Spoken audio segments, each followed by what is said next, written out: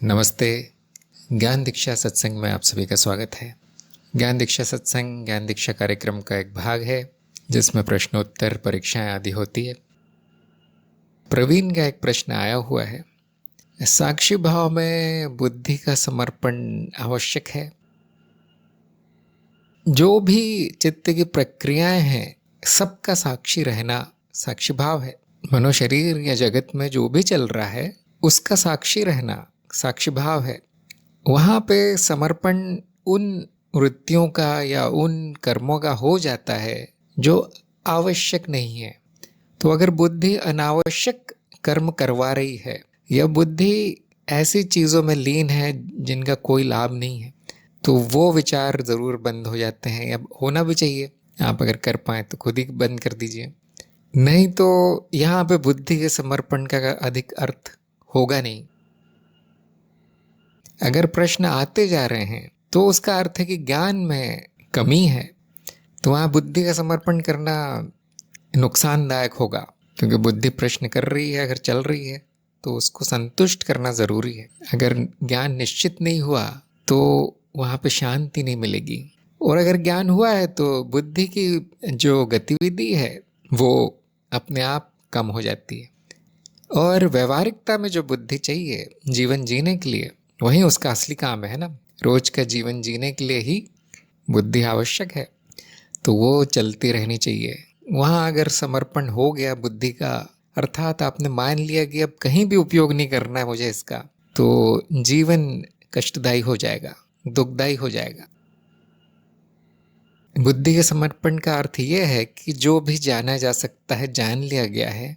अब अज्ञेयता है, अब प्रश्न करना ठीक नहीं है, अब तर्क वितर्क करना ठीक नहीं है।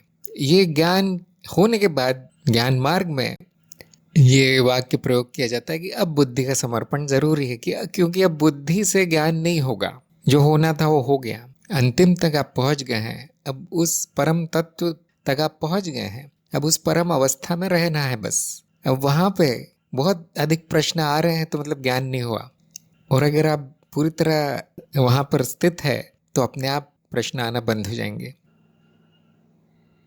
नहीं बंद हो रही, बुद्धि चल रही है और प्रश्न पे प्रश्न हो रहे हैं, शंकाएं ही है, संशय ही है, तो ज्ञान नहीं हुआ है। अब समर्पण नहीं करना है बुद्धि का। अब अगर समर्पण हो गया तो वो अंधविश्वास हो जाएगा कि किसी ने कह दिया ये ज्ञान होता है, तुम ब्रह्म हो, अब मान लेते हैं। ये समर्पण नहीं कहलाता, ये अंधविश्वास है। तो मुझे आशा है कि उत्तर आ गया होगा प्रवीण का। साक्षी भाव के का अर्थ इतना ही है कि जो भी हो रहा है उसके साक्षी रहे।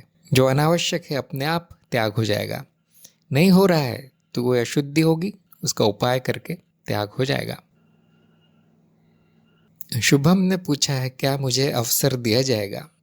अगर अवसर देने से कुछ आगे बढ़ सकते आप मार्ग में तो दिया जा सकता था, परंतु अभी आपकी तैयारी इतनी नहीं हुई है कि आप कार्यक्रम में आगे बढ़ पाए। फिर भी आपको जब मेरा सुझाव है इससे सरल कुछ कर लीजिए, जैसे अनुज्ञान या त्रिज्ञान, या सबसे अच्छा तो यही होगा कि किसी अच्छे आश्रम में जाके किसी अच्छे गुरु से मिल लीजिए।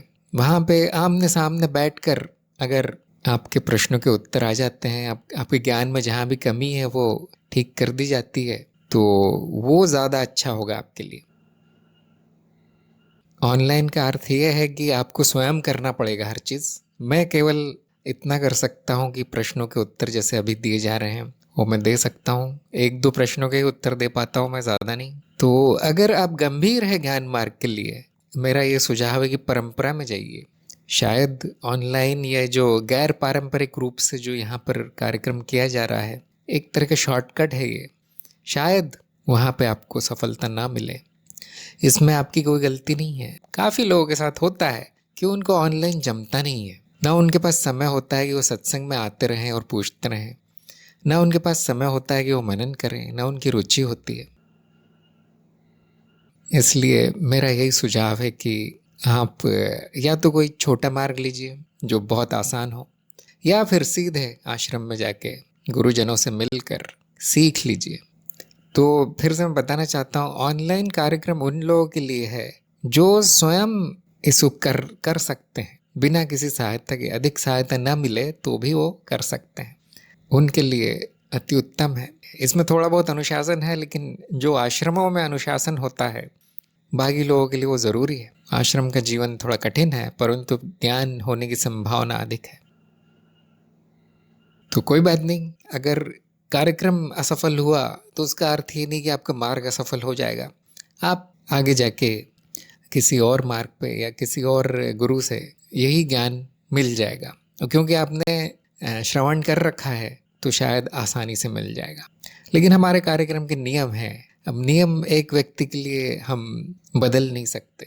कार्यक्रम का नियम बड़ा स्पष्ट है कि परीक्षा में उत्तीर्ण न होने का अर्थ है कि कार्यक्रम असफल रहा। इसका अर्थ ये नहीं कि आप में ज्ञान नहीं है या नहीं हो सकता। इसका अर्थ ये भी है कि यहाँ नहीं हो सकता, इस कार्यक्रम के द्वारा समय नष्ट होगा। यादव ने पूछा है कि मुझे आत्मज्ञान हुआ है या नहीं हुआ है, ये मैं स्वयं जान पाता हूँ या गुरु ही बता सकते हैं? यदि मैं स्वयं जान पाऊंगा तो इस परिणाम के क्या संकेत, इसका संकेत या चिन्ह क्या होंगे कि प्रश्न नहीं होंगे, कोई शंका नहीं होगी कि मेरा तत्व क्या है। और हाँ, गुरु यदि पूछे और आपके जवाब सही नहीं आए तो गुरु भी बता सकते हैं कि नहीं हुआ है। लेकिन यदि आप स्वयं जानना चाहते हैं तो उसका यही संकेत है कि प्रश्न बच जाएंगे, शंका बच जाएगी कि इन्होंने तो ये कहा था ये आत्मज्ञान होता है, उन्होंने तो वो कहा था। इस तरह के निश्चित नहीं हो पाएगा कि आपको हुआ भी है या नहीं। अगर आपने सत्यापन अच्छे से किया है तो ना आपके प्रश्न बचेंगे ना कोई शंका बचेगी। अगर आपको कोई शंका है जो कि इस प्रश्न से लग रहा है कि मुझे आत्मज्ञान हुआ या नहीं पता नहीं चल रहा, तो आप पूछ सकते हैं, प्रश्न पूछ सकते हैं आत्मज्ञान के संदर्भ में। इसके संकेत है शांति, आनंद, साक्षी भाव का बिना प्रयास के रहना, हर प्रश्न के उत्तर आ जाना, आधे सेकंड में उत्तर आ जाता है। इस प्रकार के संकेत चिन्ह आ जाएंगे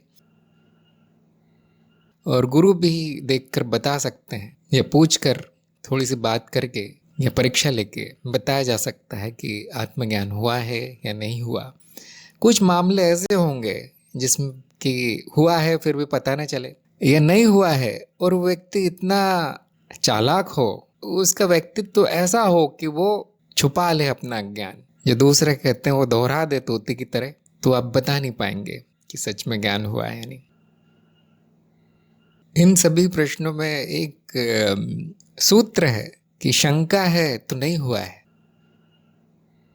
शंका है तो हुआ नहीं है ज्ञान, नहीं तो शंका नहीं होती। अच्छा, अगला प्रश्न है अंजू का, तन्मात्रा क्या है? सबसे छोटा अनुभव तन्मात्रा है, जिसको दूसरे शब्दों में बताया नहीं जा सकता, जैसे रंग, रूप, स्वाद, गंध आदि। या दूसरी परिभाषा यह है जो इंद्रियों के माध्यम से प्राप्त होता है वो तन्मात्रा है। सबसे छोटा अनुभव, उससे कम अनुभव नहीं हो सकता, या अनुभव की इकाई आप कह सकते हैं तन्मात्रा है। भीष्म का प्रश्न है, ब्रह्म को यह जानने के लिए कि मैं ब्रह्म हूँ साधना क्यों करनी पड़ती है? एक ही बार बता देने पर सहज में ही स्वीकार क्यों नहीं कर लिया जाता? जाना नहीं जा सकता। देखिए, ब्रह्म को ना ज्ञान मार्ग में कोई साधना है, बता देने से शाब्दिक ज्ञान हो जाता है जो कोई स्वीकार नहीं कर सकता। तो ये मान्यता है आपके प्रश्न में कि ब्रह्म को जाना जा सकता है या कोई साधना करनी पड़ती है, ये दोनों ही मान्यता है। मैं ब्रह्म हूँ बता भी देंगे किसी को तो बहुत स्पष्ट है कि स्वीकार नहीं होगा वो, क्योंकि पता नहीं कि मैं क्या हूँ, ब्रह्म क्या है। इसलिए चरणबद्ध चलना पड़ता है, गुरु के साथ बैठना पड़ता है, गुरु से संकेत लेना पड़ता है, प्रश्नों के उत्तर हल करने पड़ते हैं। श्रवण, मनन, निधिध्यासन। सिर्फ बता देने से कोई भी स्वीकार नहीं करेगा, और अगर उसने स्वीकार कर लिया तो उसकी रुचि नहीं होगी कि हाँ भाई तुम जो बोल रहे हो ठीक ही होगा ये इतने बड़े बड़े गुरु बोल रहे हैं, ये इतने बड़े बड़े किताबों में, शास्त्रों में लिखा है तो बिल्कुल सही होगा। तो इसका अर्थ है उसको वो साधक नहीं है, उसमें कोई रुचि नहीं है, जिज्ञासा नहीं है। तो देखिए आप में यह मान्यता क्यों है। शुभम ने पूछा है, क्या ज्ञान केवल स्मृति है? हाँ, केवल स्मृति है और ज्ञान होता नहीं है। स्मृति की सफाई होती है, स्मृति में जो जमा है, तो जो अतार्किक संबंध थे वो हट के तार्किक संबंध बन जाते हैं। केवल स्मृति है। ज्ञान की जो परिभाषा बताई गई हमारे कार्यक्रम में, स्मृति में अनुभवों का तार्किक संबंध, तार्किक संयोजन। स्मृति हटा दो तो कुछ नहीं, अनुभव नहीं तो क्या संयोजन होगा, तर्क नहीं तो वो ज्ञान नहीं, अज्ञान होगा। तो जो ज्ञान मार्ग, जो मूल ज्ञान है, स्मृति आधारित है। और बाकी तरह का जो ज्ञान है, विज्ञान या दूसरे ज्ञान, वो भी स्मृति आधारित है। स्मृति हटा दो तो सारा ज्ञान चला जाता है। यशवंत ने पूछा है कि ये कैसे पता चलेगा कि साधक अब परीक्षा के लिए तैयार है? बहुत आसान है। 50% से अधिक प्रश्नों के उत्तर सही आने लगेंगे तो परीक्षा पास हो सकती है, परंतु बहुत किनारे पर है, यहाँ पे थोड़ा सा खतरा है। इसलिए आप 80% का लक्ष्य लेके चलिए कि 80% प्रश्नों के उत्तर आने लगे बिना किसी प्रयास के। ऐसा नहीं कि यहाँ से याद कर लिया, वहाँ से देख लिया, यहाँ से पढ़ लिया, ये नहीं। उस सत्यापन हो गया है तो वो तैयार है परीक्षा के लिए। सत्यापन नहीं हुआ तो परीक्षा विफल रहेगी। तो देखिए, सत्यापन कीजिए। मनन से सत्यापन किया जा सकता है, मनन की विधि बताई गई है। अप्रोक्ष अनुभव और तर्क से मनन संभव है। जो ज्ञान मार्ग प्रश्नोत्तरी है, वहाँ पे हजारों प्रश्न है, 1000 के ऊपर प्रश्न है जो परीक्षाओं में पूछे जाते हैं।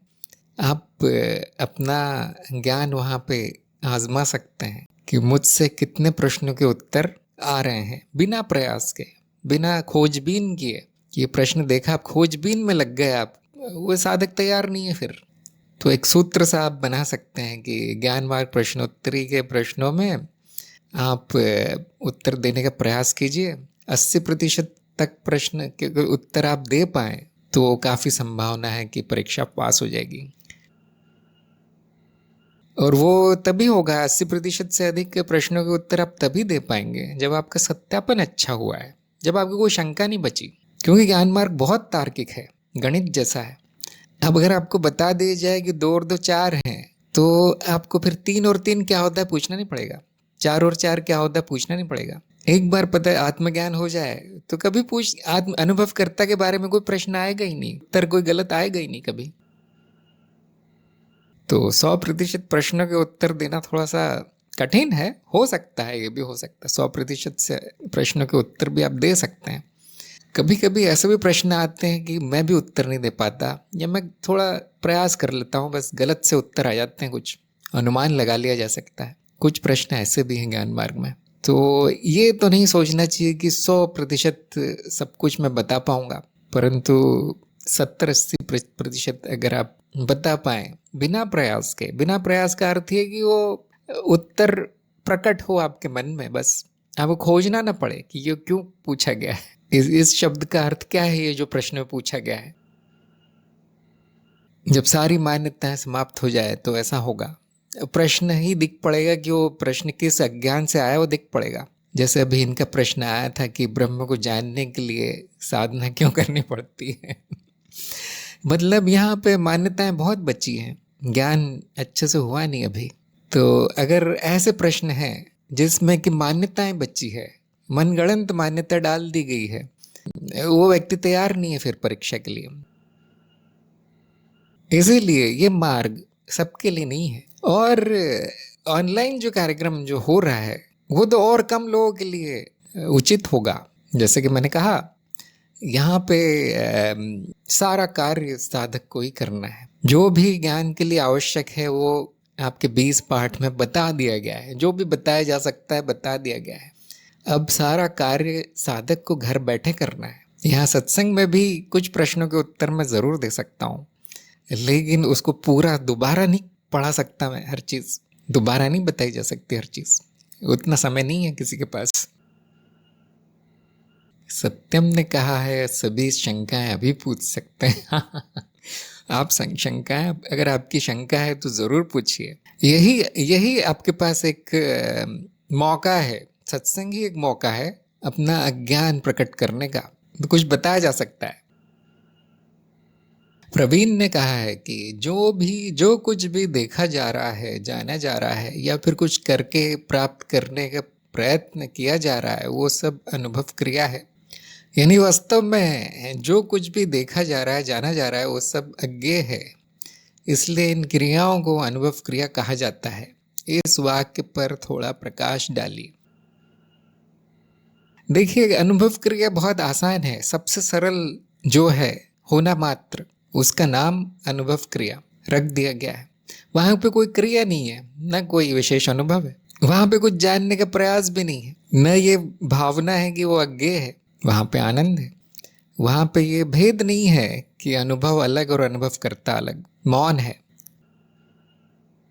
अज्ञेयता की स्थिति में आप आ गए तो केवल अनुभव क्रिया रह जाती है, होना मात्र रह जाता है, क्योंकि कोई और प्रश्न रहता नहीं है कि ये क्या है और वो क्या है।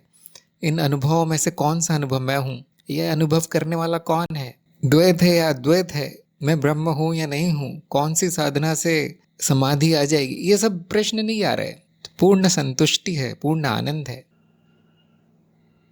आप ये भी कह सकते हैं कि साक्षी भाव का एक रूप है कि सब कुछ मैं ही हूँ। या ये भी विचार नहीं है कि मैं क्या हूँ और क्या नहीं, ये भी विचार नहीं है। अब होना मात्र रह जाता है।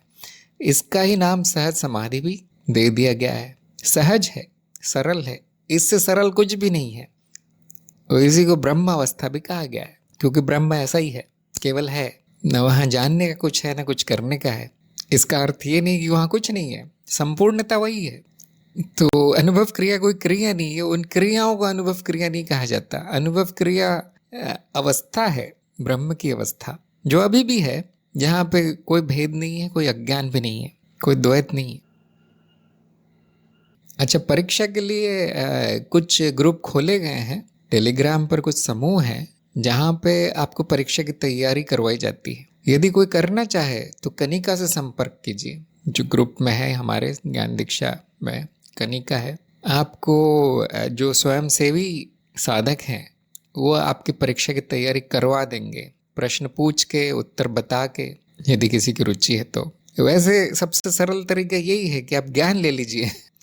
ज्ञान सबसे सरल तरीका है परीक्षा पास करने का। और फिर तैयारी क्या ज़रूरत है? जो बहुत ज़्यादा तैयारी कर रहा है परीक्षा में पास होने के लिए, मतलब संघर्ष कर रहा है ज्ञान मार्ग में, वो ज्ञान मार्ग संघर्ष पूर्ण मार्ग नहीं है, सीधा मार्ग है। यहाँ कोई संघर्ष नहीं है, कोई साधना भी नहीं है। विधिवत आप चलेंगे तो सीधा ज्ञान होता है, कोई शंका नहीं बचती। अगर नहीं हो रहा है तो आप बोल सकते हैं कि अभी मैं तैयार नहीं हुआ ज्ञान के लिए, न परीक्षा के लिए। और वो परीक्षा कोई बहुत बड़ी चीज़ नहीं है, आप छोड़ सकते हैं, वहाँ पे कार्यक्रम छोड़ सकते हैं कि न मेरा मन है परीक्षा देने का, न उत्तर अपने आप आते हैं, न बाकी लोग जो कहते हैं वो मेरी समझ में आ रहा है। तो यहाँ पर ये मान लेना चाहिए कि अभी तैयारी नहीं हुई है, न सत्संग में रुचि है, न मनन में, न साधना में, साधना अर्थात साक्षी भाव में कोई प्रगति भी नहीं दिख रही। तो मेरा यही सुझाव रहता है कि यहाँ पे या तो आप कार्यक्रम ही छोड़ दें, या तो कोई और मार्ग ले लें, किसी और गुरु से संपर्क करें, क्योंकि फिर समय आगे नष्ट होने वाला है। कभी कभी मैं आगे बढ़ा देता हूँ कि चलो देखते हैं क्या होता है, क्योंकि उस व्यक्ति में समर्पण ज़्यादा है, शायद उस व्यक्ति में प्रेम ज़्यादा है, तो वो सब मेरे पर डाल देते हैं कि आप जो कहेंगे वो करेंगे। तो हम थोड़ा सा प्रयास करते हैं, लेकिन फिर अंत तक वो संघर्ष ही करते रहते हैं। अंत में वो पूछते हैं कि मैं इस मार्ग में चले जाऊं या उस मार्ग में चले जाऊं, ये साधना कर लूं या वो साधना कर लूं। और तब मैं समझ जाता हूं कि हाँ, मार्ग सफल नहीं हुआ। आपको देखिए वो जीवन शैली बनानी पड़ेगी ज्ञान मार्ग को। अगर आप इसमें सफलता चाहते हैं तो ज्ञान से प्रेम, ज्ञान में लीन, गुरुजनों को लगातार सुनते रहना, अध्ययन करते रहना। और हमारे कार्यक्रम में अगर आप हैं तो अनुशासन का पालन, निर्देशों का पालन, रुचि दिखाना चाहिए सबको, तब जाके थोड़ा बहुत ज्ञान होगा। सबके लिए नहीं है ज्ञान मार्ग, या तो बहुत सीधा है, आसानी से जैसे मछली को पानी में डाल दो वैसा है, नहीं तो संघर्ष ही संघर्ष है। कितना भी संघर्ष कर ले वो होता नहीं है ज्ञान। पुरानी मान्यताएं आ ही जाती है, ये बाहर से लोग मान्यता डाल देते हैं आप में, देखिए बेकार है मार्ग, ये वाला ज़्यादा अच्छा है क्योंकि यहाँ तो कोई अनुभव होगा नहीं आपको, ऐसा बोलते हैं कुछ लोग। ये वो वाले गुरु ज़्यादा अच्छे हैं, वो ज़्यादा अच्छा बताते हैं, चमत्कार भी दिखाते हैं। तो ऐसे डावाडोल अगर हो जाए व्यक्ति तो कार्यक्रम छोड़ ही देना चाहिए। कभी कभी मैं ही छुड़वा देता हूँ। यशवंत ने पूछा है, क्या विरक्ति से अवसाद हो सकता है? क्योंकि दोनों स्थितियों में मन संसार में नहीं लगता। इस पर थोड़ा प्रकाश डालिए। हाँ, हो सकता है, परंतु विरक्ति में आनंद होगा। अगर वो अवसाद या निष्क्रियता जैसी स्थिति आ जाए तो कुछ दिन आकर चली जाएगी। क्यों होगा ये? क्योंकि वो पुराने से कुछ आसक्ति थोड़ी सी बची है, थोड़ा सा अहम भाव बचा है कि वो सब नहीं हो रहा है, जो मैं इतना आनंद लेता था वो सब जीवन अब नहीं है। स्थिति अवसाद जैसी लग सकती है कुछ दिन। अगर ये आकर चला जाए तो कोई बात नहीं, सामान्य बात है। परंतु विरक्ति का अर्थ या विरक्ति का अनुभव आनंददायी होता है कि छुट्टी मिली, चलो ये भी चला गया, चलो ये पुराना सब नष्ट हो गया, आखिर में समाप्त होना था, जल्दी हो गया, शांति। ये विरक्ति का अनुभव है कि अच्छा वो काम आ गया है, चलो कर देते हैं। मतलब उससे अब नफरत भी नहीं है, जो होता था सांसारिक चीजों में अब नफरत भी नहीं है, बस विरक्ति है कि वहाँ मन नहीं लगता। अब कर देते हैं वो जो भी हो रहा है, सांसारिक कार्य सामाजिक कर्तव्य आप निभा देते हैं, लेकिन बेमन से। तो ना आसक्ति ना घृणा, ये दोनों से जब छुट्टी हो जाए तो विरक्ति है। थोड़े दिन के लिए लग सकता है कि वो अहम बचा कुचा है कि वो क्यों नहीं हो रहा जो पहले होता था, वो विचार आ सकते हैं कभी कभी, जो कि सामान्य बात है, कुछ दिनों में चले जाते हैं। कभी कभी वो व्यक्ति जाने की कोशिश करता है पुराने जीवन में, और फिर पूरी तरह कड़वा अनुभव होता है उसको। पहले जो होते थे अनुभव, उससे भी बुरा अनुभव होगा। बुरे अनुभव का यही अर्थ है कि पता चल जाएगा कि मैंने ये गलत निर्णय लिया वापस संसार में जाने का, वो वापस आ जाता है। कभी कभी एक कड़वी गोली ज़रूरी हो जाती है किसी किसी के लिए कि आध्यात्मिक जीवन तो कुछ है ही नहीं वहाँ, तो वापस चलो। लेकिन वापस जाने के बाद पता चलता है कि बहुत बड़ी गलती की, फिर से विरक्ति हो जाती है। इस बार दुगनी होती है विरक्ति। तो अगर आप कुछ दिन इंतज़ार करेंगे, कुछ दिन आप बस देखते रहेंगे साक्षी भाव में कि अवसाद हो रहा है, ऐसे पुराने यादें आ रही हैं, पुरानी बातें वापस आ रही हैं, इसको बस देखते रहिए साक्षी भाव में, कुछ करना नहीं है, तो वो भी चला जाएगा। कभी कभी शांति को अवसाद समझ लिया जाता है। खासतौर से बाहर के लोग ऐसा ही समझेंगे कि ना ये बोलता है व्यक्ति, न ये कुछ खाता है, न किसी त्यौहार में, न किसी उत्सव में, न किसी शादी में, न किसी भी चीज़ में इसकी कोई रुचि नहीं है, न पैसे कमाने में रुचि है, न पैसे खर्च करने में रुचि है। तो ये अवसाद का शिकार हो गया, कोई मानसिक बीमारी का शिकार हो गया है, शारीरिक भी हो सकती है, इसके परिणाम शरीर पर दिखते हैं, तो वो सीधे आपको अस्पताल ही ले जाएंगे फिर। इसलिए कभी कभी आपको विरक्त होने के बाद भी थोड़ा सा नाटक करना पड़ता है कि मैं हाँ ठीक हूँ, संसारी हूँ, हाँ ये खरीदते हैं, वो करते हैं, ये खाते हैं। ये सब आपको कुछ दिन शुरू रखना पड़ता है, जब तक आसपास लोग हैं वो भी छूट जाते हैं फिर। तो सबका अपना अपना अलग अलग होगा, सबकी अपनी अपनी कहानी होगी, लेकिन वो कहानी मिलती जुलती होती है सबकी। कभी कभी अशुद्धि के कारण भी अवसाद आ सकता है, किसी किसी बची हुई इच्छा के कारण भी आ सकता है कि सब हो गया लेकिन ये नहीं हुआ, वो ज्ञान मार्ग में तो कुछ मिल ही नहीं रहा, ऐसा भी विचार आ सकता है। तो ये सब अपना अपना होगा, देखिए सबका, और वो आकर चला जाएगा। कोई बहुत गंभीर बात नहीं है। आनंद का अर्थ ये नहीं है कि आप नाचते गाते रहेंगे रात दिन। ये नहीं होता आनंद का अर्थ। चिंता मुक्त हो जाना, ये है आनंद। भीष्म ने कहा है, क्या कभी ऐसा अवसर मिल सकता है ताकि आपसे बात कर सके? अभी आप बात ही कर रहे हैं। आपको जो भी बात करनी है आप अभी कर सकते हैं, अवसर तो अभी है। नहीं तो सत्संग का क्या अर्थ है अगर आप बात न कर सके? तो अगर कोई निजी बात है तो वो नहीं हो सकता। मैंने अक्सर देखा है कि निजी बात, निजी समस्या का मैं कोई समाधान कर नहीं पाता। केवल ज्ञान मार्ग, और वो भी केवल वो ज्ञान मार्ग जो हमने कार्यक्रम में बताया है। आप लोग जानते हैं, थोड़ा सा सरल करके बताया गया है आम साधक के लिए। केवल उतनी बात की जा सकती है, और वो सत्संग में हो तो बहुत अच्छा है, क्योंकि सत्संग में गुरु क्षेत्र होता है। बाकी समय मैं गुरु नहीं होता, बाकी समय मुझ में कोई रुचि नहीं होती ज्ञान के बारे में कुछ बात कर पाऊँ, बहुत ही ज़्यादा नीरस है। क्योंकि मैं कई वर्षों से वो सब करते आ रहा हूँ, तो इच्छा ही नहीं होती किसी ज्ञान पूर्ण बात करने की किसी से निजी बातचीत में। जब तक कोई प्रश्न पूछता नहीं, मेरे मन में वो ज्ञान का विचार भी नहीं आता। इसीलिए गुरु क्षेत्र संपर्क सत्संग में होता है। यहाँ पे व्यक्ति नहीं होता, यहाँ पे कोई निष्ठा नहीं है, मैं भी नहीं हूँ यहाँ। जैसे आप उत्तर सुनते हैं, मैं भी उत्तर सुनता हूँ। कभी कभी मैं सत्संग की रिकॉर्डिंग दोबारा सुनता हूँ कि मैंने बोला क्या आज। यहाँ पे कुछ भी मेरा नहीं है। अगर आपको रुचि है, कुछ प्रश्न है, ज्ञान में रुचि है, तो सत्संग सबसे अच्छी जगह है। बाकी जगह समय नष्ट होता है देखिए, और मुझे फिर वो औपचारिकता करनी पड़ती है कि हाँ मैं ऐसा कर दूंगा, वैसा कर दूंगा, मैं प्रार्थना कर दूंगा, मैं आपको ज्ञान दिला दूंगा, मैं आपको परलोक पहुंचा दूंगा। ये सब नौटंकी है, नाटक है, मैं कुछ नहीं करता। प्रीति ने कहा है कि प्रेम प्रसार और ज्ञान प्रसार एक श्रेणी में लिए जा सकते हैं, और प्रसार शब्द पर ज्ञान मार्ग के अनुसार थोड़ा प्रकाश और डालिए।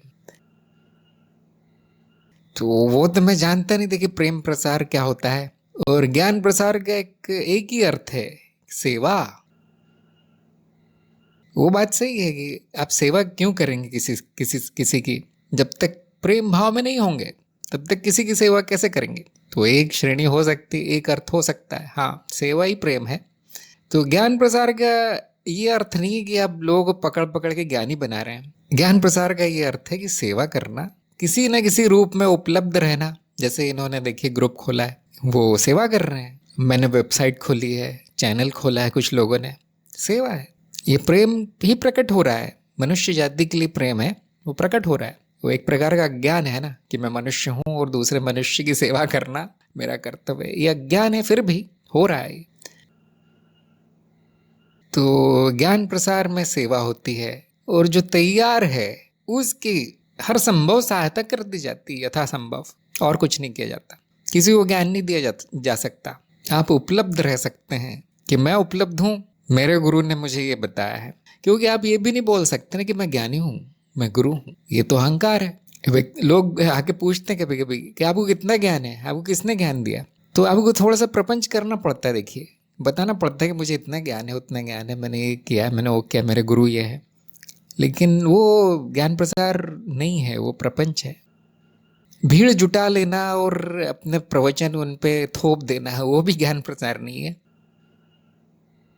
तो क्या है ज्ञान प्रसार, ये चरण 7 में बताया गया है। तो प्रीति को मेरा सुझाव है, चरण 7 में आपको करीब 10 वीडियो के करीब है, 10 पार्ट हैं, वहाँ पे ज्ञान प्रसार की पूरी पोथी पत्र खोला गया है, आप वो देख लीजिए। और उसके बाद भी प्रसार शब्द अगर आपको उलझन भरा लगे तो उसके बाद पूछिए, शायद आप चरण 7 में ही हैं।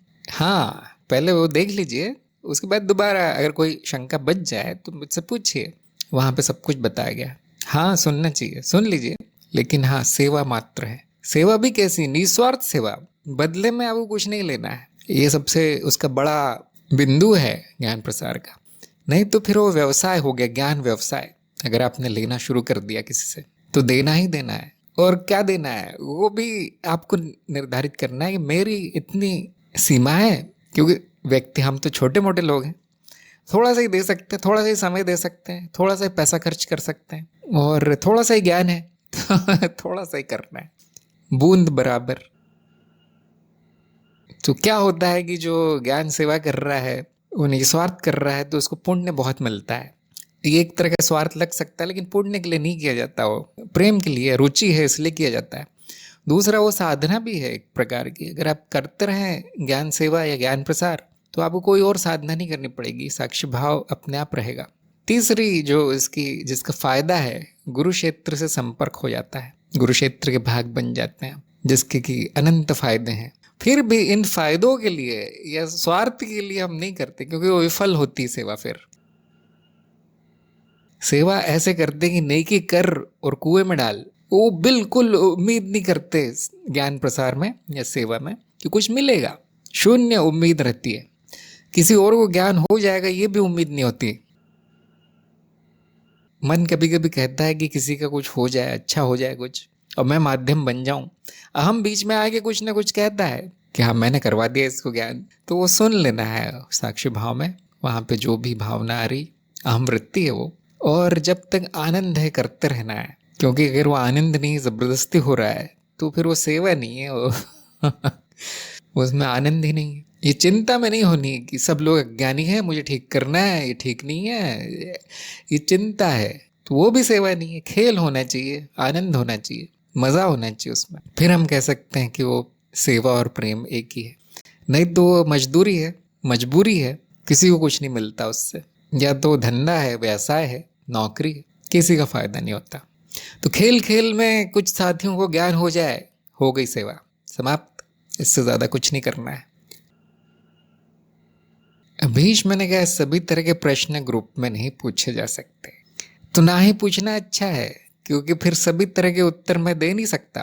केवल कार्यक्रम से संबंधित उत्तर ही मैं दे पाता हूँ, और तो मुझे कुछ नहीं आता। देखिए, जो उत्तर आते हैं वो आप लोगों को तय करना है वो सही भी है नहीं। उत्तर भी किसी गारंटी के साथ नहीं आते कि मैं जो बोल रहा हूँ वो सच होगा। बहुत ही सीमित है। इसलिए मैंने कहा ऑनलाइन कुछ लोगों को नहीं जमेगा, उनको सीधे आश्रम में जाना चाहिए। वहां पे आप सभी तरह के प्रश्न पूछ सकते हैं, और गुरु से आप आत्मीय संबंध बना सकते हैं, निजी संबंध हो सकता है गुरु से, जो आपको पूरी तरह जानता हो, आपके स्वभाव को, आपके परिवार को, हर चीज को। यहाँ तक कि कुछ गुरु हैं जो आपके पिछले 7 जन्म और अगले 7 जन्म भी जान लेते हैं। तो ऐसा गुरु हो तो फिर सभी तरह के प्रश्न आप पूछ पाएंगे। ऑनलाइन की बहुत सीमा है, सीमित है बहुत, इसलिए मैंने कहा कुछ ही लोगों को काम आएगा ये। मधु ने पूछा है कि अगर मैं किसी प्रश्नों में समस्या में उलझती हूँ तो अगले दिन मेरे पास उत्तर के रूप में उससे जुड़ा वीडियो आ जाता है, या ज्ञान कन बहुत अच्छे समझ आता है जैसे मेरे लिए हो, तो क्या इसे गुरुक्षेत्र कृपा कह सकते हैं? हाँ हाँ, कृपा है, संकेत है, अच्छा संकेत है। अब ऐसा तो हो नहीं सकता कि वो गुरुक्षेत्र वो वीडियो बना के भेज दे जो आपके मन में है, समस्या या शंका। ऐसा नहीं हो सकता। शायद इतना हो सकता है कि आपके मन में ठीक वही प्रश्न डाल दिया जाए जो कि अगले दिन आने वाला है, और आप उस पर मनन करते रहें और अगले दिन वो उत्तर आ जाए। इतना वो गुरुक्षेत्र कर सकते हैं। प्रेरणा भेज सकते हैं, और बहुत बड़े चमत्कार भी नहीं करते हो। अंजू ने पूछा है क्या सेवा सिर्फ ज्ञान की ही होती है, या किसी भी प्रकार की निस्वार्थ सेवा, भोजन, दवा आदि इत्यादि? हाँ, ये तो बड़ा स्पष्ट है कि सेवा बहुत प्रकार की होती है, जैसे बूढ़े लोगों की सेवा, या बच्चों की सेवा, पशुओं की सेवा, भोजन, दवाई, ये सब सेवा ही है। तो क्योंकि आप ज्ञान मार्ग पे है, तो ज्ञान की सेवा प्राकृतिक रूप से आप कर पाएंगे। लेकिन कोई मना नहीं करता, आप भोजन दे सकते हैं लोगों को, आप दवाइयाँ दे सकते। क्या होगा अगर आप इस तरह की सेवा करेंगे जो ज्ञान सेवा नहीं है? जिनको भोजन चाहिए वो लोगों की भीड़ आ जाएगी, जो बीमार लोग हैं उनकी भीड़ आपके पास जमा हो जाएगी, जो कुछ चाहते हैं सांसारिक लाभ वो लोग आपके पीछे आ जाएंगे, जो ज्ञान चाहते हैं वो आपसे बच के भाग जाएंगे कि यानी यहाँ ठीक नहीं है। क्योंकि मैंने देखा है ज्ञान मार्ग पर वो लोग आते हैं जिनको न भोजन की चिंता है, न दवा की, न पैसे की। तभी तो किसी का मन करेगा कुछ दर्शन शास्त्र, फिलॉसफी, विज्ञान, तंत्र आदि जानने का मन उसको नहीं करेगा जिसके पास भोजन की कमी है, जो गरीब है, जो संघर्ष कर रहा है जीवन से, तो वो नहीं आएगा यहाँ। तो सुशिक्षित और सुसंपन्न लोगों का मार्ग ज्ञान मार्ग है। उन्हीं को उम्मीद होती, कुछ रुचि लेंगे वो, उन्हीं से उम्मीद होती है कि वो आगे बढ़ेंगे। एक आध इसमें अपवाद हो सकते हैं, एक आध एक्सेप्शन हो सकता है कि हाँ ये बहुत गरीब है, छोटा सा है, बच्चा है, और ये बीमार है, ये ऐसा है, इसमें मनोविकार है, फिर भी सुज्ञान हो गया। एक आध हो सकता है ऐसा, क्योंकि माया में तो कुछ भी हो सकता है ना। तो देखिए, अगर आप केवल ज्ञान सेवा करते हैं तो आपके पास ज्ञान तृष्णा जिसमें है, ज्ञान की प्यास है, वही खिंचाएगा और कोई नहीं आएगा। फिर उससे आपका जीवन अच्छा चलेगा। नहीं तो आपके जो निस्वार्थ सेवा का स्वार्थी लोग फायदा उठाएंगे, देखा जाता है अक्सर। फिर ज्ञान सेवा ही करूं और कुछ नहीं करूं, जो आपकी इच्छा हो कीजिए, परंतु फिर आपको अपनी सीमा रेखा वहां बनानी पड़ेगी कि इससे ज़्यादा मैं दे नहीं सकता, इससे ज़्यादा न न दवा है, न दुआ है, न भोजन है, न पानी है मेरे पास, न इतना समय है। क्या होता था, कुछ कुछ मामलों में ऐसा हुआ है और कुछ प्राचीन काल में भी ऐसा हुआ है। अगर व्यक्ति गरीब है, संघर्ष कर रहा है, उत्तरजीविता का संघर्ष, मूलाधार ही नहीं है, तो वो जो आश्रम है या जो मंदिर है, जो भी है, वो उनके भोजन पानी की व्यवस्था भी करवा देते थे। केवल ज्ञान ही नहीं, उनको हर चीज़ उपलब्ध करवा दी जाती थी कि हमारे यहाँ आ जाओ। और वो दान पर चलते थे, जो राजा लोग हैं या जो धनी लोग हैं वो दान देते थे इनको ऐसी व्यवस्था चलाने के लिए। और फिर उनको तैयार करके उस बच्चों जैसा पालन पोषण किया जाता था उस शिष्य का, वो फिर उसको ज्ञान के लिए तैयार किया जाता था। ये गुरुकुल परंपरा भी कह सकते हैं आप इसे। गुरुकुल का क्या अर्थ है? कुल, कुल अर्थात परिवार। गुरु का परिवार ही होता था। वो ज़्यादा बड़े भी नहीं होते थे, वो 25-30 से 100-150 इतने लोग एक जगह आ जाते थे। कभी भीख मांग के, कभी कुछ कार्य करके, कभी खुद ही खेती करके वो अपना जीवन चला लेते थे। एकदम सीधा साधा सामान्य, केवल ज़रूरत की चीज़ें, एक कपड़ा, एक कटोरी, 2 समय चावल और दूध, इतना। अब वो सब नहीं रहा, वो उसकी ज़रूरत भी नहीं है ना। इतना कष्ट करने की ज़रूरत भी नहीं है, घर बैठे हो सकता है। ध्यान दीजिए, सबसे बड़ी सेवा ज्ञान सेवा है। बाकी सहायक हो सकता है ज्ञान के लिए, परंतु यदि व्यक्ति अपने जीवन की व्यवस्था स्वयं कर ले तो और अच्छा होगा। अगर वो सेवा पर निर्भर हो गया, खाने पीने के लिए भी, कपड़ों के लिए भी, तो वो सेवा नहीं होगी, वो तो अपने उसकी दुर्दशा कर दी, उसको अपने पैरों पर खड़ा होने का अवसर नहीं दिया। तो ज्ञान सेवा सबसे बड़ी है और वो सबसे आसान भी है। कुछ नहीं करना पड़ता, आपको बोलना पड़ता है, एक आध प्रश्न का उत्तर देना पड़ता है। इससे ज़्यादा सेवा हो भी नहीं सकती। मैं भी इतना ही करता हूँ, इससे ज़्यादा नहीं करता मैं। एक बात आप देखेंगे कि जैसे ही आप सेवा शुरू करेंगे, आपके पास हर प्रकार के लोग आ जाएंगे जो आप पूछेंगे मेरे बच्चों को किस किस कॉलेज में डालूं, या मेरी पत्नी को कौन सी नौकरी करनी चाहिए, इस आश्रम में जाऊं या उस गुरु के पास जाऊं। हर मार्ग के प्रश्न लेकर आ जाएंगे, क्योंकि भारत में गुरु का अर्थ है कि वो सब कुछ आता होगा उसको। वो हर बीमारी ठीक कर देता है, हर प्रकार के चमत्कार भी कर देता है, और कौन से कॉलेज में IIT में या मैनेजमेंट में कहाँ जाना है वो सब भी बता देता है। मतलब गूगल है गुरु। हर तरह के लोग आपके पास आएंगे, और अब आपका कर्तव्य है कि जो ज्ञान मार्ग में समर्पित है, ज्ञान के लिए आए हैं, उन्हीं के साथ आप कार्य करें, उन्हीं को अपना समय दें। और बाकी लोगों को कुछ मीठे बोल बोल के, क्षमा मांग के, छलनी से हटा दें, उनको छान दीजिए, क्योंकि ना वो लेने के लिए तैयार है और आप भी देने के आप क्या बताएंगे किसी को क्या करना है। मेरे पास ये बहुत आते हैं इस तरह के लोग, इसलिए आपने संपर्क वाला पेज देखा होगा। ज्ञानमार्ग.गुरु पे संपर्क का एक पेज बना दिया है, जिसको संपर्क करना है मुझसे, तो उनको पहले वो प्रश्नोत्तरी में से जाना पड़ता है कि भाई आपको चाहिए क्या। अक्सर 90% लोग वो पढ़ के समझ जाते हैं कि नहीं, इनसे संपर्क करना उचित नहीं है, इनको कुछ नहीं आता, नहीं कुछ कर पाएंगे, तो मेरा बहुत समय बच जाता है। तो अंत में सेवा किसकी करनी है ये भी आप ही को निर्धारित करना होता है। जैसे एक व्यापारी पैसा अपना वहीं लगाता है जहाँ फायदा हो, वैसे ही ज्ञान सेवा वहीं करनी चाहिए जहाँ ज्ञान होने की संभावना हो। आप तो जानते नहीं, होगा या नहीं, लेकिन कम से कम ऐसी जगह तो नहीं सेवा करने बैठ जाओ जहाँ की कुछ और ही चाहता है व्यक्ति। वो आपके पास इसलिए आया, विदेश जाके पैसे कैसे कमाऊं ये जानने के लिए आया, या कुछ तंत्र मंत्र बता दीजिए, कुछ प्रार्थना हमारे लिए कर दीजिए, मेरा बेटा विदेश जा रहा है। अब उसी सेवा कैसे करेंगे आप बताइए, और आपको क्या मिलेगा? आपका लक्ष्य कुछ और है, उसका रास्ता कुछ और है। तो क्योंकि ना समझ लोग हैं, अबोध लोग हैं, भोले भाले लोग हैं, गुरु ये सोचते हैं कि इसको ज्ञान बहुत है तो हमारा काम हो सकता है यहाँ, ऐसे सोच के आ जाते हैं। लेकिन आप जानते होंगे, ज्ञानी सबसे ज़्यादा ज्ञानी होता है, किसी काम का नहीं होता, उसको कुछ नहीं मालूम होता, ना उसी किसी में रुचि होती है। और अगर कोई वो सुझाव दे या राय दे और उस पर कोई काम कर ले तो कुछ बुरा ही होता है उस व्यक्ति का, अच्छा नहीं होता, व्यवहारिक नहीं होते ज्ञानी जन। वो कहते हैं ना, प्रैक्टिकल नॉलेज उनको नहीं होता, वो दुनिया से दूर ही होते हैं, किसी और ही दुनिया में रहते हैं वो लोग।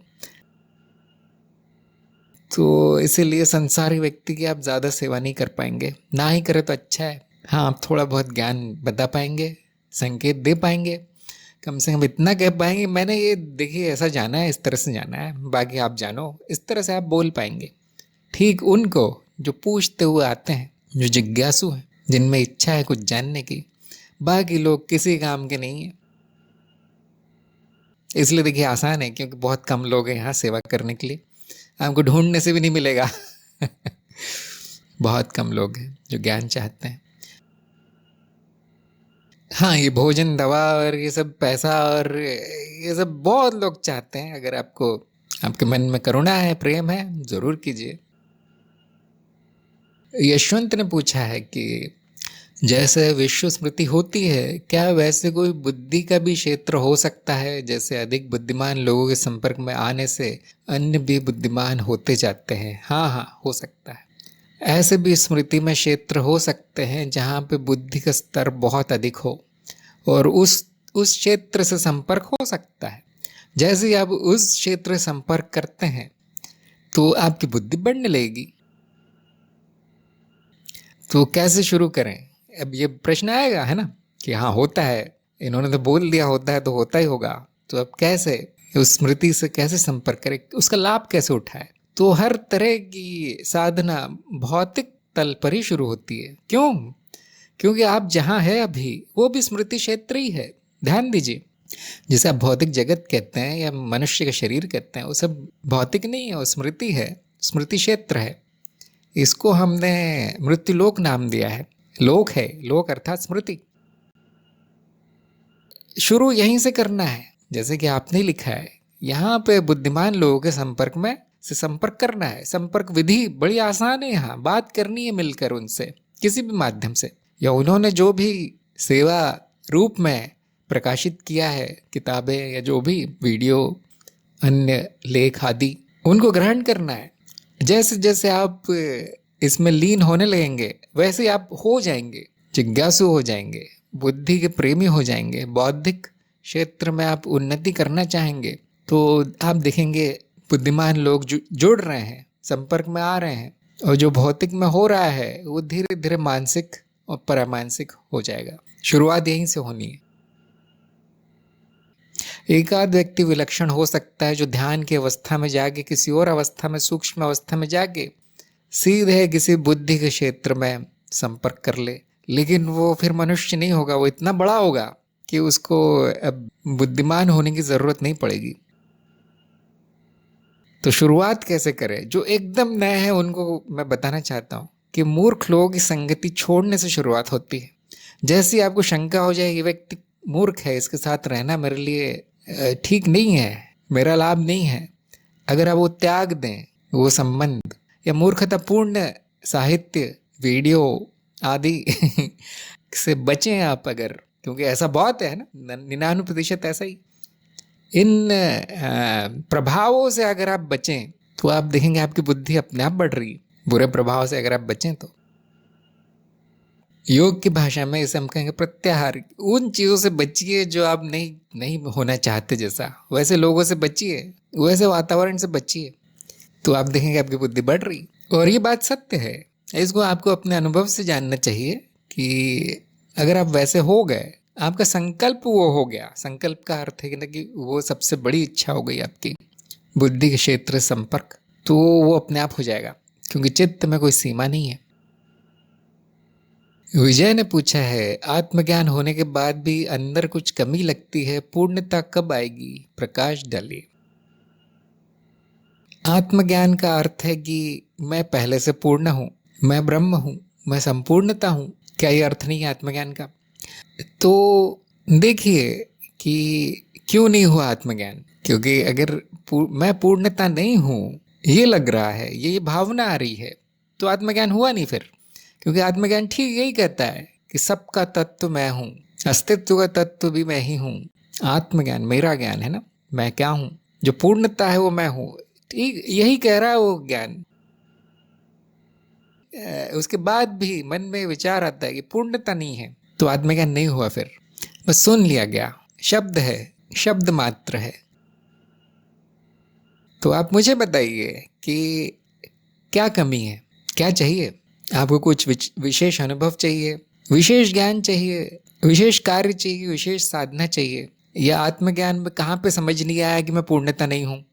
कौन सा प्रमाण सत्य नहीं है आपके लिए जो बताता है कि मैं पूर्णता हूँ? इसके बारे में प्रमाण दिए गए हैं ज्ञान मार्ग में। कौन सा वाला आपके हिसाब से असत्य है, ठीक नहीं है, ये सब आपको बताना पड़ेगा मुझे, क्योंकि आपकी बात विरोधाभासी है कि आत्मज्ञान हुआ है फिर पूर्णता कब आएगी। आत्मज्ञान होने का अर्थ ये है कि जान लेना कि पूर्णता अभी है, वो आ नहीं सकती पूर्णता, क्योंकि वो कभी गई नहीं। विजय ने पूछा है कि कुछ चाहिए नहीं लेकिन कमी लगती है, वही मैं पूछ रहा हूँ कि किस चीज़ की कमी है।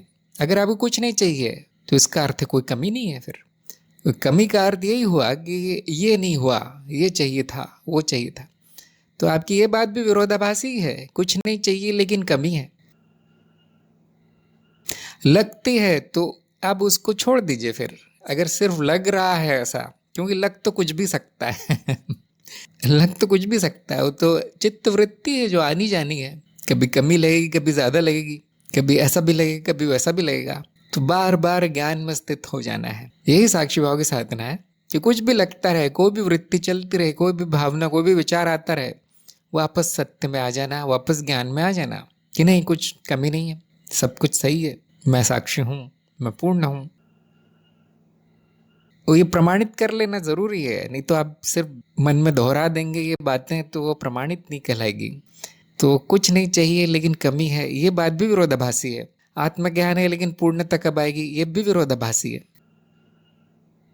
सत्यापन कर लीजिए, आपने जो सुना है वही कमी है आप में, और कुछ नहीं। सत्यापित नहीं हुआ अभी ज्ञान, कोई शंका ना बचे, इतना सत्यापित कर लीजिए कि ये जो बोला गया है ये सच है। या फिर उल्टा भी सत्यापित, मिथ्याकरण भी किया जा सकता है कि जो भी बताया गया है आत्मज्ञान आदि सब गलत है, फिर ये आपका मार्ग नहीं है।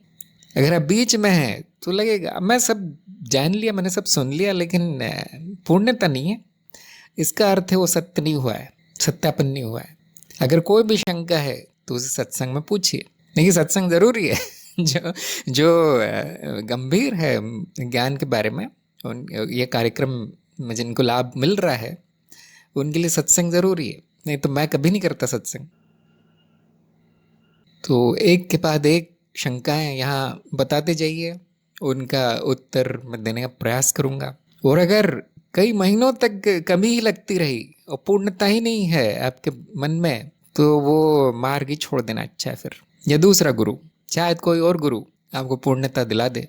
प्रयास किया जा सकता है यहाँ पर कुछ दिन।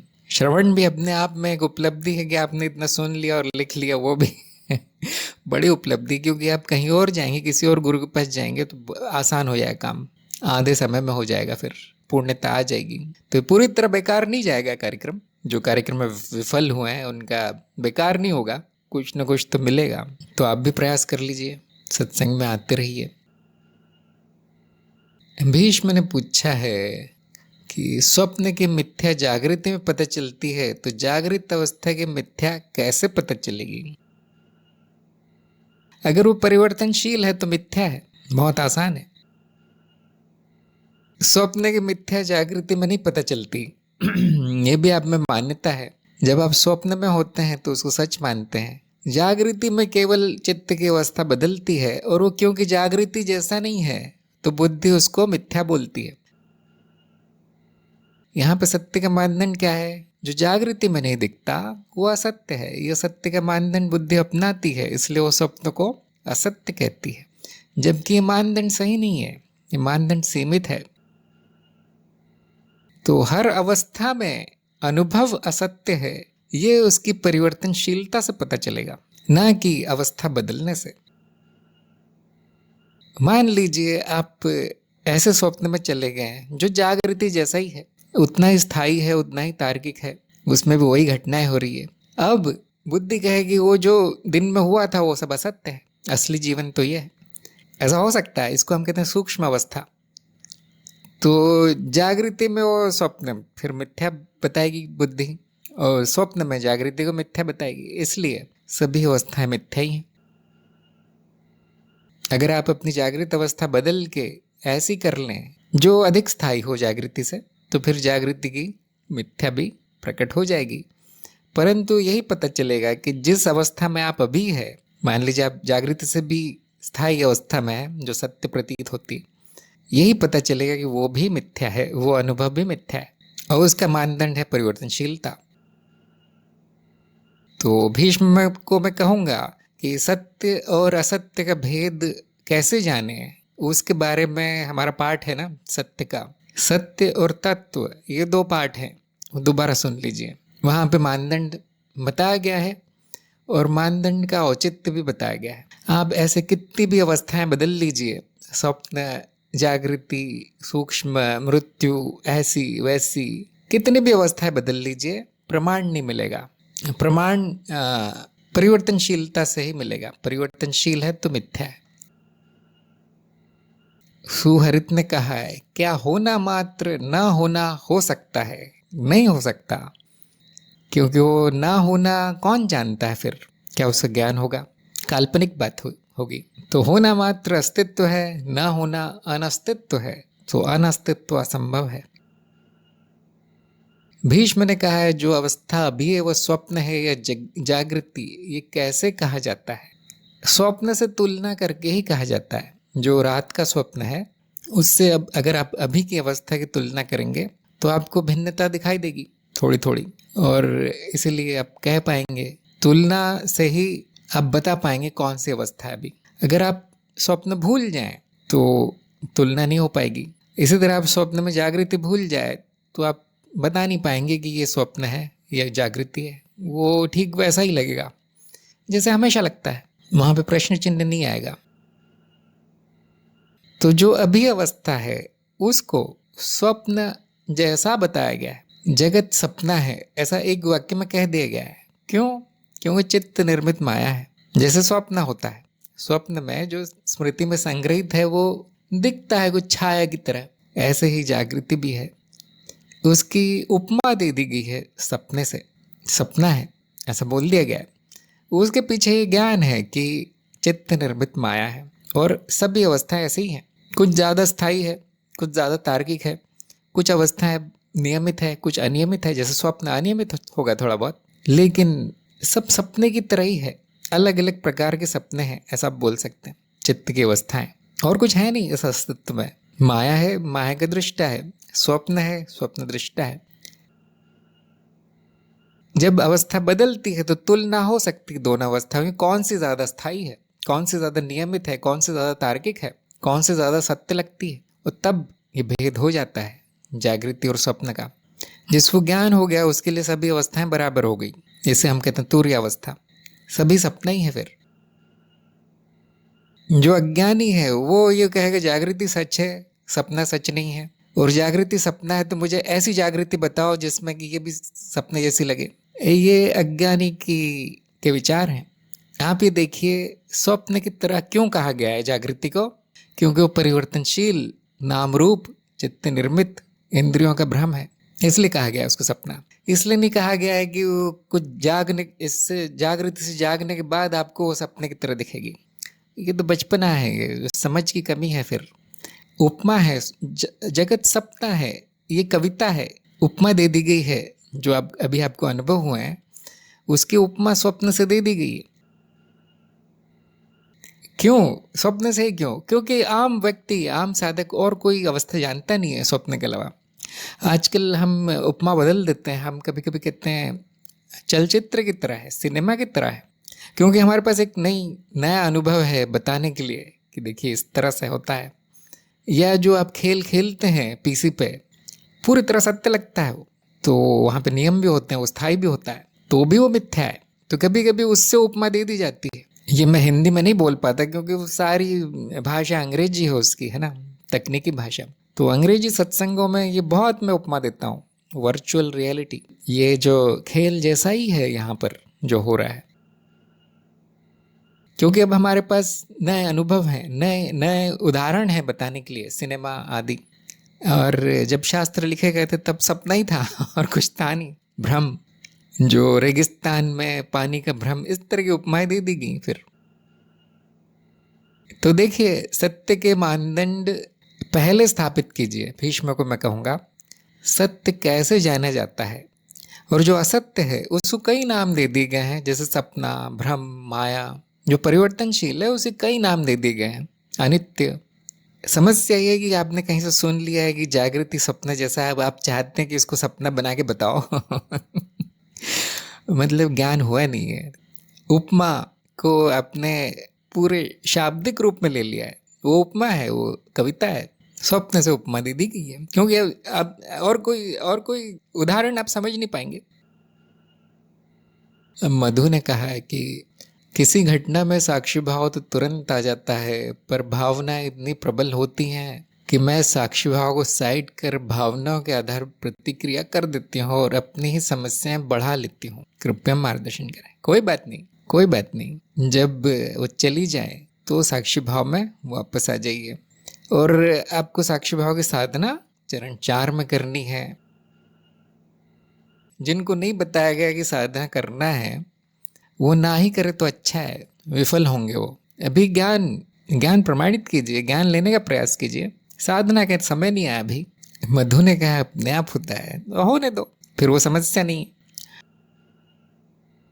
भीष्म ने कहा मैं बस इतना समझ लेता हूँ कि स्वप्न हो या जागृति, मैं तो दोनों अवस्थाओं का साक्षी हूँ।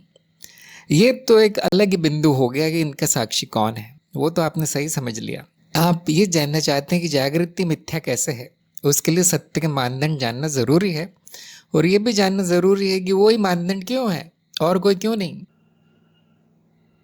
नाम रूप किसको कहा गया है? क्या जगत नाम रूप है? ये तत्व क्या है? क्या जो अनुभव हो रहे हैं क्या वो तत्व है? इस तरह से आपको मनन करना चाहिए, तब वो उपमा समझ में आएगी। क्योंकि जगत को सपना क्यों कहा गया है वो उपमा समझ में आएगी। वो जगत को सपना इसलिए नहीं कहा गया क्योंकि कोई सो रहा है और जागृति रूपी सपना देख रहा है और फिर उठ के वो कुछ और देखेगा, इसलिए नहीं कहा गया है। जो अनुभव का सार सपने में आता है वही सार जागृति में आता है। जो प्रकट है वो अनुभव है। ये परिभाषा है अनुभव की। तो ठीक है, आपने साक्षी को समझ लिया, अब जो प्रकट है उसको भी समझ लीजिए। और मैं ये भी बताना जोड़ना चाहता हूँ इसमें, लोगों को बहुत परेशानी होती है कि उसको असत्य क्यों कहा, उसको मिथ्या क्यों कहा, उसको माया क्यों कहा। जो प्रकट है वो भी तो ब्रह्म है, वो अद्वैत में है। जब तक आप अज्ञान में हैं अद्वैत के, तब तक वो उसको मिथ्या जानना जरूरी है। जैसे आप द्वैत को पार करते हैं उसके बाद न वो सत्य है न वो असत्य, सिर्फ है होना मात्र। वहां पे भेद नहीं है अब सत्य असत्य का। इतनी जल्दी छलांग नहीं लगानी चाहिए अद्वैत में। पहले नाम रूप और तत्व के भेद जान लीजिए, अनुभव और अनुभवकर्ता को जान लीजिए, और उपमा में, कविता में और शिक्षा में भेद करना समझ लेना, जान लीजिए। कब उपमा दी जा रही है, कब सच में बताया जा रहा है। अंत में आप देखेंगे सब कुछ उपमा जैसा ही लग रहा है, क्योंकि कभी पर्दा बोल देते हैं हम इसको अनुभवकर्ता को, कभी शून्य बोल देते हैं, कभी ऐसा बोल देते हैं, कभी वैसा सागर बोल देते हैं। तो ये तरीके हैं समझाने के, इनके शाब्दिक अर्थ नहीं ले लेना है। जैसे मैं कभी कभी बताता हूँ ना कि आप वैसे हैं जैसे घड़े में मिट्टी है, और शरीर वैसा है जैसे मिट्टी का नाम रूप, घड़ा या मूर्ति या कुछ भी। अब ये प्रश्न आ सकता है ना कि गुरु जी मिट्टी दिखा दीजिए मुझे जो मैं हूं। आ सकता है, कुछ तो हूं आपने बताया है, वही दिखा दीजिए मुझे। तो क्या हुआ है यहाँ, उपमा को समझा नहीं गया है। बहुत होता है, शुरू में मेरे साथ भी बहुत हुआ है कि गुरु ने बताया कि देखिए ये जो प्रकट है वो लहरों की तरह है, और जो तत्व है वो सागर की गहराई की तरह है। तो मैंने पूछा था एक दिन कि गहराई में कैसे जाया जाए, आपने जो बताया है वो गहरे में कैसे उतरूं। तो उन्होंने सिर पीट लिया, वो हंसने लगे गुरु। वो होता है ऐसा नए लोगों के साथ। अंतर्मुखी हो जाइए, वही गहराई है, वही मिट्टी है, वही सत्य है। और बाकी सब सोचना भी नहीं है, लहरें हैं। फिर सोचना भी नहीं है। ये अवस्था ऐसी हो वैसी, वो हर तरह की लहरें हैं। फिर कितनी हो सकती लहरें, अनंत। कि आप गहराई में पहुंच गए हैं तो हो गया ज्ञान। देखिए इतनी सहायता की जा सकती है, इसलिए मैं बोल रहा हूँ आपको स्वयं मनन करना है। जो संकेत दिया गया है उसका अर्थ आपको स्वयं समझना है। मैं ऐसा नहीं कहता कि वो कोई नहीं समझ पाएगा, नहीं, बहुत प्रतिभाशाली लोग हैं, विलक्षण लोग हैं हमारे यहाँ जिनको कोई संकेत ना दो तो भी वो समझ जाते हैं, आपके सामने बैठे हैं देखिए सत्संग में, इसलिए कार्यक्रम चल रहा है। नहीं तो अगर मैं देखता कि कोई भी नहीं समझ पा रहा है, सबको मिट्टी देखनी है, गहराई में ही जाना है, या जागृति को स्वप्न बनाना है, तो फिर मैं कार्यक्रम बंद कर देता। संकेत का अर्थ जानने का प्रयास कीजिए, केवल सांकेतिक है, बड़े सीधे सीधे शब्दों में आप कार्यक्रम बता दिया गया है, बिना किसी उपमा के, बिना किसी कविता के, बिना किसी पहेली के, सीधा बता दिया गया है। देखिए ऐसा है, ये अनुभव करता है या आप हैं, इसका अनुभव नहीं होता, समाप्त। उतने में समझ में आ जाना चाहिए, आत्मज्ञान हो जाना चाहिए। सभी ऐसे ही हैं, हाँ जी, समाप्त, ब्रह्म ज्ञान। कंकड़ पत्थर भी ऐसे ही है, हाँ हो गया, अद्वैत। होते हैं, बहुत लोग होते हैं ऐसे जो पूरी तरह संकेत ले लेते हैं, तो कुछ लोग संकेतों में उलझते हैं, ये इन्होंने ऐसा कहा है लेकिन उसने तो वैसा कहा था, मतलब अंतर्मुखी नहीं हो पा रहे हो। बुद्धि वहां नहीं जा रही है जहां संकेत किया गया है, बुद्धि वो संकेत को ही ढूंढ रही है। ये इन्होंने क्या बता दिया, जो उंगली जो संकेत कर रही है वो उंगली में ही घूम गए हैं, उस ओर नहीं देख रहे हैं जहां पे वो उंगली संकेत कर रही है, उस ओर देखिए जहां संकेत किया जा रहा है। इसलिए भाषा की सीमा है, इसलिए भाषा से ज्ञान नहीं होता। वो भाषा अशुद्ध हो, उसमें कविता और उपमा इतनी मिला दी जाए कि वो फिर गाना बन जाए, तो उससे बिल्कुल ज्ञान नहीं होगा, उससे तो अज्ञान होगा।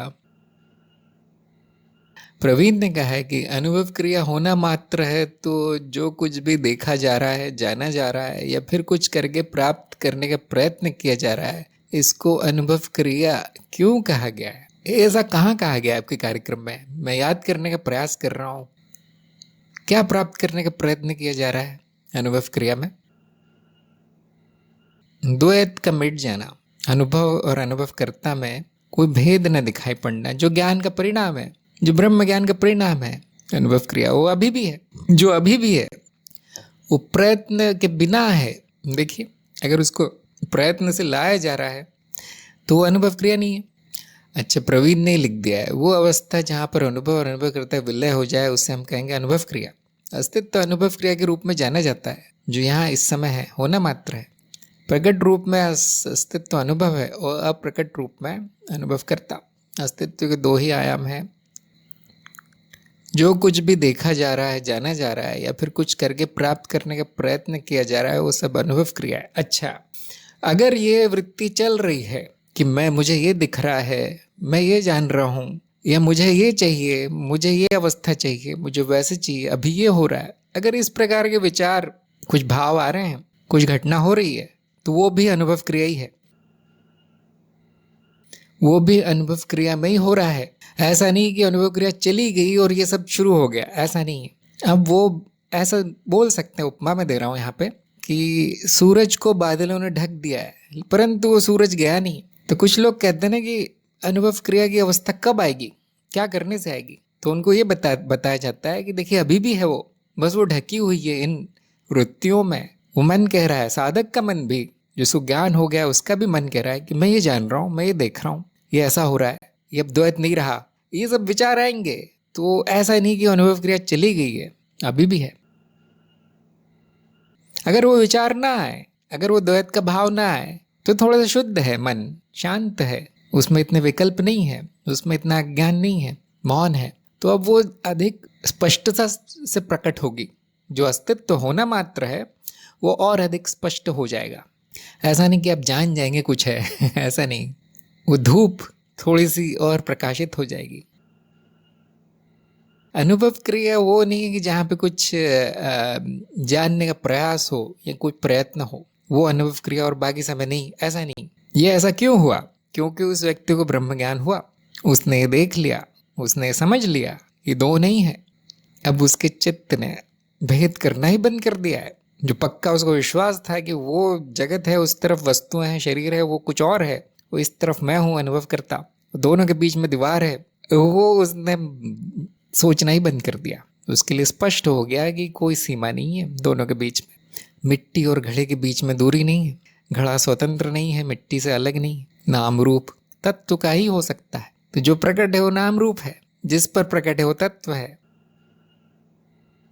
अगर आप उसको मैं ना कहे तो भी बहुत अच्छा है, कुछ मत कहो उसको, ब्रह्म भी मत कहो, ये एक है।